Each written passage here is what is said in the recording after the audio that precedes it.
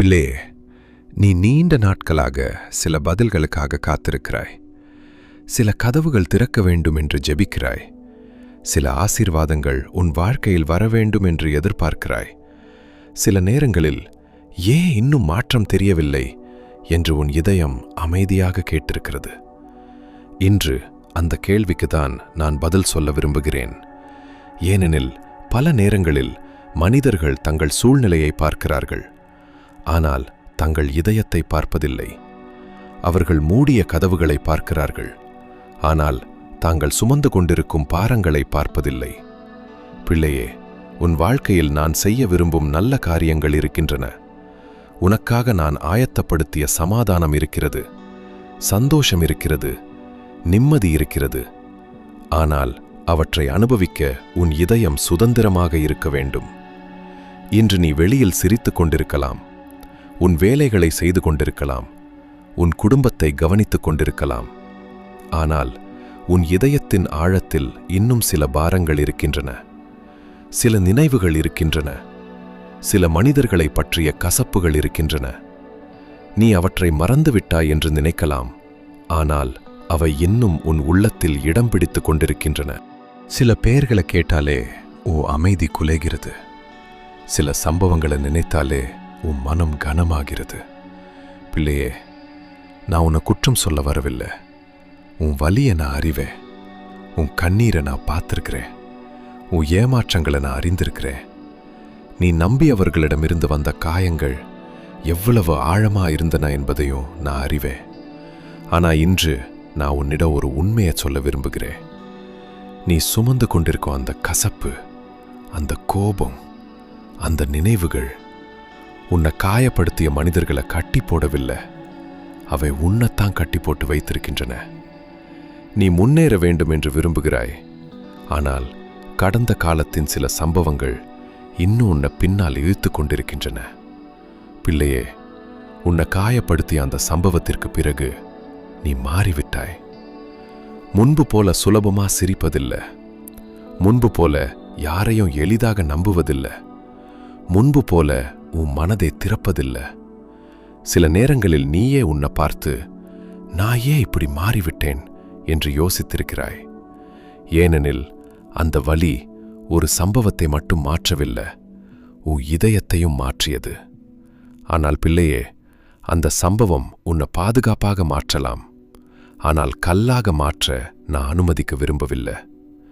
நீ புதிய ஆரம்பத்தை விரும்புகிறாய், ஆனால் உன் இதயம் இன்னும் பழைய காயங்களை பிடித்து கொண்டிருக்கிறது. பிள்ளையே, சில நேரங்களில் மனிதர்கள் ஆசீர்வாதம் வரவில்லை என்று நினைக்கிறார்கள், ஆனால் உண்மையில் அவர்கள் அறியாமலே ஆசீர்வாதத்தை முழுமையாக அனுபவிக்க முடியாத நிலையில் தங்களை வைத்துக் கொள்கிறார்கள். ஒரு இதயம் கசப்பால் நிரம்பியிருந்தால் சமாதானம் தங்க இடம் குறைந்து விடுகிறது. ஒரு இதயம் பழைய காயங்களை பிடித்து கொண்டிருந்தால் புதிய சந்தோஷத்தை அனுபவிப்பது கடினமாகி விடுகிறது. நீ என்னிடம் ஆசீர்வாதங்களை கேட்கிறாய், ஆனால் உன் இதயத்தில் இருக்கும் பாரத்தை நீ கீழே வைக்காதவரை நீ ஏற்கனவே பெற்ற சில ஆசீர்வாதங்களை கூட முழுமையாக அனுபவிக்க முடியாமல் போகிறது. பிள்ளையே, சில நேரங்களில் நீ மன்னிக்காமல் இருப்பதற்கு காரணம் கோபம் மட்டுமல்ல, பயமும் கூட. மீண்டும் ஒரு முறை நம்பினால் மீண்டும் காயப்படுத்தி விடுவார்களோ என்று பயப்படுகிறாய். மீண்டும் மனதை திறந்தால் மீண்டும் ஏமாற்றம்தான் கிடைக்குமோ என்று பயப்படுகிறாய். அதனால் சில நேரங்களில் நீ மனிதர்களிடமிருந்து மட்டுமல்ல, சந்தோஷத்திலிருந்தும் தூரமாகி விடுகிறாய். யாரையும் முழுமையாக நம்பாமல் இருக்க ஆரம்பிக்கிறாய்.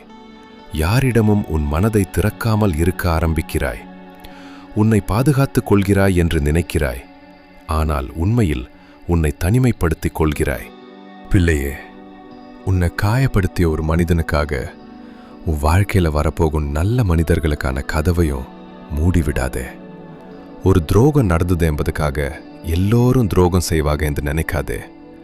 ஒரு ஏமாற்றம் வந்தது என்பதுக்காக எல்லா நாட்களும் ஏமாற்றமாயிருக்கும் என்று நினைக்காதே. நீ அனுபவித்தது உண்மையானது, ஆனா அதுவே உன் எதிர்காலம் அல்ல. பிள்ளையே, உன் வாழ்க்கையில் நான் கொடுக்க விரும்பும் சில ஆசீர்வாதங்கள் பணமாக மட்டும் வராது. சில ஆசீர்வாதங்கள் மனிதர்களாக வரும். சில ஆசீர்வாதங்கள் உறவுகளாக வரும். சில ஆசீர்வாதங்கள் ஒரு சந்திப்பாக வரும். சில ஆசீர்வாதங்கள் ஒரு வாய்ப்பாக வரும். சில ஆசீர்வாதங்கள் ஒரு புதிய தொடக்கமாக வரும். ஆனா உதயம் எப்போதும் பழைய காயங்களையே பார்த்து கொண்டிருந்தால் புதிய ஆசீர்வாதங்களை எப்படி அடையாளம் காண்பாய்? அதனால்தான் இன்று நான் உன்னை கடந்த காலத்தை விட பெரிய எதிர்காலத்தை பார்க்க அழைக்கிறேன். பிள்ளையே, நீ என்னிடம் பலமுறை கேட்டிருக்கிறாய், ஆண்டவரே, நான் எப்போது சந்தோஷமாகியிருப்பேன் என்று. ஆனா சில நேரங்களில் சந்தோஷம் ஒரு சூழ்நிலை மாறுவதிலிருந்து ஆரம்பிக்காது, ஒரு முடிவு எடுப்பதிலிருந்து ஆரம்பிக்கும். இன்று வரை என்னை கட்டி போட்டத இனி நான் சுமக்க மாட்டேன் என்ற முடிவிலிருந்து ஆரம்பிக்கும். என் அமைதியை திருடியத இனி நான் அனுமதிக்க மாட்டேன் என்ற முடிவிலிருந்து ஆரம்பிக்கும். என் எதிர்காலத்தை நேற்று நடந்த சம்பவங்கள் தீர்மானிக்க விட மாட்டேன் என்ற முடிவிலிருந்து ஆரம்பிக்கும். பிள்ளையே, சில நேரங்களை நீ உன்னை பற்றிய கவலைகளை விட உன் குடும்பத்தை பற்றிய கவலைகளை அதிகமாக சுமக்கிறா. உன் பிள்ளைகள் நன்றா இருக்க வேண்டும் என்று நினைக்கிறா. உன் வீட்டில் சமாதானம் இருக்க வேண்டும் என்று விரும்புகிறா. உன் அன்புக்குரியவர்கள் சந்தோஷமா இருக்க வேண்டும் என்று விரும்புகிறா. ஆனா உன் இதயத்தில் இருக்கும் காயம் சில நேரங்களில் அவர்களிடமும் தெரியாம வெளிப்படுகிறது. நீ சொல்ல விரும்பாத வார்த்தைகள் வெளிவருகின்றன. நீ காட்ட விரும்பாத கோபம் வெளிவருகிறது. அதனால் முதலில் உன் இதயத்தை நான் சுகப்படுத்த விரும்புகிறேன் பிள்ளையே. ஏனெனில் உன் இதயம் சுகமானால் உன் வீட்டிலும் ஒரு புதிய மாற்றம் ஆரம்பிக்கும். நீ பலமுறை ஜெபித்திருக்கிறா. சில ஜெபங்களை கண்ணீரோடு ஜெபித்திருக்கிறா. சில ஜெபங்களை யாருக்கும் தெரியாமல் இரவில் ஜெபித்திருக்கிறா. சில ஜெபங்களை மீண்டும் மீண்டும் சொல்லியிருக்கிறா. ஆண்டவரே, இந்த ஒரு காரியத்தை மட்டும் செய்து தாரும் என்று கேட்டிருக்கிறா. பதில் வராத நாட்களிலும் காத்திருக்க முயற்சித்திருக்கிறா. சோர்வான நாட்களிலும் நம்பிக்கையை விடாமல் இருக்க முயற்சித்திருக்கிறா. ஆனால் இன்று ஒரு புதிய ஜெபத்தை ஜெபிக்க தயாரா? ஆண்டவரே, என்னை காயப்படுத்திய நினைவுகளிலிருந்து என்னை விடுவியும் என்று ஜெபிக்க தயாரா? ஏனெனில் சில நேரங்களில் ஒரு மனிதன் பணக்குறைவால் அல்ல, மனக்காயத்தால் முன்னேற முடியாமல் போகிறான். பிள்ளையே, உன் எதிர்காலத்தில் நான் வைத்திருக்கும் சில நல்ல காரியங்கள் இருக்கின்றன. நீ இன்னும் பார்க்காத சில சந்தோஷங்கள் இருக்கின்றன. நீ இன்னும் அனுபவிக்காத சில ஆசீர்வாதங்கள் இருக்கின்றன. ஆனால் நீ எப்போதும் நேற்று நடந்ததை மட்டுமே பார்த்து கொண்டிருந்தால் நாளை நான் கொடுக்கப் போகும் புதிய காரியங்களை எப்படி காண்பாய்? அதனால்தான் இன்று நான் உன்னை முன்னோக்கி பார்க்க அழைக்கிறேன், பின்னால் அல்ல. பிள்ளையே, சில நேரங்களில் நீ என்னிடம் கேட்காத ஒரு கேள்வியை கூட உன் இதயம் அமைதியாக கேட்டிருக்கிறது. என்னை காயப்படுத்தியவர்களுக்கு எல்லாம் நன்றாக நடக்கிறது போல தெரிகிறது. ஆனால் ஏன் நான் இன்னும் இந்த வலியோடு இருக்கிறேன் என்று நீ யோசித்திருக்கலாம். சில நேரங்களில் அது உனக்கு நியாயமற்றதாக தோன்றியிருக்கலாம். நீ உண்மையாக இருந்தாய், ஆனால் காயப்பட்டது நீ. நீ அன்பு காட்டினாய், ஆனால் அழுதது நீ. நீ உதவினாய், ஆனால் இறுதியில் தனியாக நின்றது நீதான். ஆனா பிள்ளையே, மற்றவர்களின் வாழ்க்கையை பார்த்து உன் இதயத்தின் நிலையை அளவிடாதே. அவர்களுக்கு வெளியே என்ன நடக்கிறது என்பதை நீ பார்க்கலாம். ஆனா உன் உள்ளத்தில் நான் என்ன செய்ய போகிறேன் என்பதை இன்னும் நீ பார்க்கவில்லை. நீ இழந்தது போல தோன்றும் சில விஷயங்களை விட பெரியதை நான் உனக்காக ஆயத்தப்படுத்த முடியும். நீ உடைந்த இடங்களை நான் சுகப்படுத்த முடியும். நீ மறக்க முடியாது என்று நினைத்தத நினைவுகளின் மேல் கூட நான் சமாதானத்தை கட்ட முடியும். அதனால்தான் இன்று நான் உன்னை பழைய கணக்குகளை எண்ணுவதை நிறுத்த அழைக்கிறேன். யார் என்ன செய்தார்கள் என்பதை எண்ணுவதை நிறுத்த அழைக்கிறேன். ஏனெனில் நீ பின்னால் பார்த்து கொண்டே இருந்தால் முன்னால் நான் வைக்கும் ஆசீர்வாதங்களை காணத் தவறிவிடுவாய். அதனால்தான் இன்று நான் உன்னை விடுதலைக்குள் அழைக்கிறேன். உன்னை காயப்படுத்தியவர்களுக்காக அல்ல, உனக்காக, உன் சமாதானத்திற்காக, உன் எதிர்காலத்திற்காக.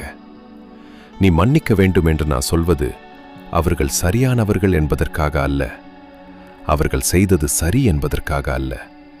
நீ இனி அந்த பாரத்தை சுமந்து வாழ வேண்டாம் என்பதற்காக. பிள்ளையே, இன்னும் ஒரு விஷயத்தை நான் உனக்கு சொல்ல விரும்புகிறேன். சில நேரங்களை நீ உன் வாழ்க்கையை மற்றவர்களை வாழ்க்கையோட ஒப்பிட்டு பார்த்திருக்கிறா. அவங்க முன்னேறுகிறாங்க, நான் ஏன் இன்னும் இதே இடத்துல இருக்கிறேன் என்று யோசித்திருக்கிறா. அவங்களுக்கு நல்ல செய்திகள் வருகிறது, எனக்கு மட்டும் ஏன் தாமதம் என்று கேட்டிருக்கிறா. நான் ஜெபிக்கிறேன், நான் காத்திருக்கிறேன், நான் நம்புகிறேன், ஆனா ஏன் இன்னும் கதவுகள் திறக்கவில்லை என்று கேட்டிருக்கிறா. பிள்ளையே, ஒவ்வொரு மனிதனுக்கும் நான் நடத்தும் பாதை வேறுபட்டது. மற்றவர்களின் கால அட்டவணையை வைத்து உன் வாழ்க்கையை அளவிடாதே. நீ பார்க்கும் வெற்றியின் பின்னால் என்ன இருக்கிறது என்பது உனக்கு தெரியாது. ஆனால் உனக்காக நான் ஆயத்தப்படுத்தும் காரியங்களை நான் அறிவேன். இன்று நீ எவ்வளவு சோர்வாக இருந்தாலும் இந்த போராட்டம் என்றென்றும் தொடரப்போவதில்லை. நீ காத்திருக்கும் பதில்கள் தாமதமாக இருக்கலாம், ஆனால் மறக்கப்படவில்லை. நீ சொன்ன ஜெபங்கள் அமைதியாக இருக்கலாம், ஆனால் கேட்கப்படாமல் இல்லை. நீ காணாத இடத்திலும் நான் செயல்பட்டு கொண்டிருக்கிறேன். நீ இன்று பார்க்கிறதை விட பெரிய காரியங்கள் உனக்காக பின்னணியில் ஆயத்தமாகிக் கொண்டிருக்கின்றன பிள்ளையே. நீ இன்னும் முழு படத்தை பார்க்கல.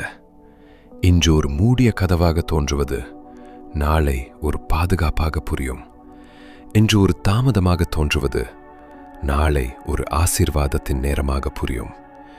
இன்று நீ புரிந்து கொள்ளாத சில விஷயங்கள் நாளை உன் வாழ்க்கையில் நான் ஏன் அனுமதித்தேன் என்று தெளிவாக புரியும். இன்று நான் உன்னிடம் கேட்பது ஒன்றுதான். உன் இதயத்தை ஆராய்ந்து பார். நீ இன்னும் சுமந்து கொண்டிருக்கும் பாரம் ஏதாவது இருக்கிறதா? நீ இன்னும் விடாமல் பிடித்து கொண்டிருக்கும் காயம் ஏதாவது இருக்கிறதா? அதை இன்று என்னிடம் கொடு. அந்த பாரத்தை என்னிடம் ஒப்படை. அந்த கசப்பை என்னிடம் ஒப்படை. அந்த நினைவுகளை என்னிடம் ஒப்படை. ஏனெனில் நான் உன்னை சுமையோடு வாழ அழைக்கவில்லை, சமாதானத்தோடு வாழ அழைக்கிறேன். நான் உன்னை கசப்போடு வாழ அழைக்கவில்லை, ஆசீர்வாதத்தோடு வாழ அழைக்கிறேன். இந்த செய்தி முடியும் முன் நான் உன்னிடம் ஒரு முடிவை கேட்கிறேன்.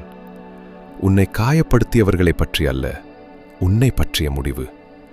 இனி நான் கடந்த காலத்தை விட பெரிய எதிர்காலத்தை நம்புவேன் என்ற முடிவு. இனி என் காயத்தை விட பெரிய தேவனை நம்புவேன் என்ற முடிவு. இனி என் பாரத்தை விட பெரிய ஆசீர்வாதம் எனக்காக காத்திருக்கிறது என்று நம்புவேன் என்ற முடிவு. இந்த வார்த்தைகள் உன் இதயத்தோடு பேசியிருந்தால் கருத்து பகுதியில் ஒரு ஆமேன் என்று எழுதிவிடு.